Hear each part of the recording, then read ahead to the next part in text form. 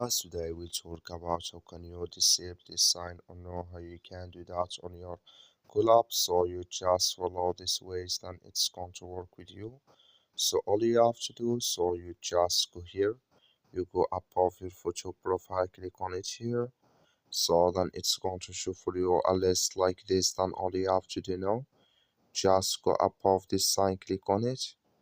So then it's going to take you to this list. It's going to show for you like this.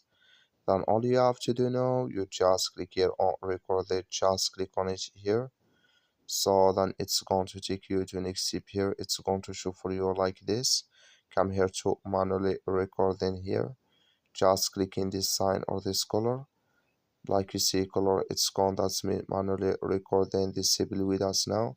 That's all you have to do. That's all. Thank you for watching. Don't forget to support us by liking, subscribe. Thank you for your watching.